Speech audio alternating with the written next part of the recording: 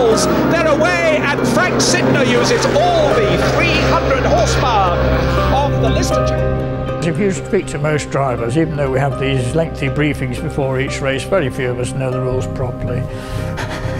Robert Brooks is pushed down to 4th place, and Robert Brooks's rear bodywork is coming adrift. I don't think he was being foolhardy, I think he was just getting on with the job. He's not going to stop.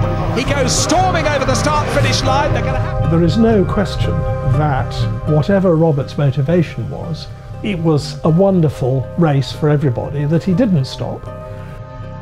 The fact that Robert was angry meant that he was driving probably harder and faster than he'd ever driven in his life. As Frank Sidner comes through, oh, and a big moment of the chicane there because John Harper went straight on. And I looked in my mirror and John had just gone. And so I had no idea what had happened. I didn't discover all of that until I saw the film afterwards.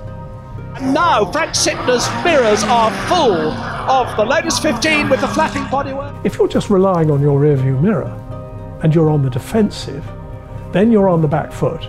Each one was determined to beat the other, and it was it made for good races. And it's interesting how the race unfolded.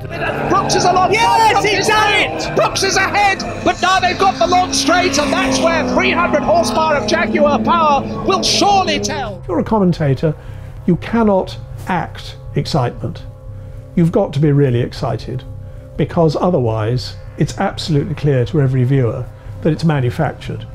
If I had to make a list of the historic races that were astonishing, this one would be at the top. Robert Brooks has done an absolutely magnificent job.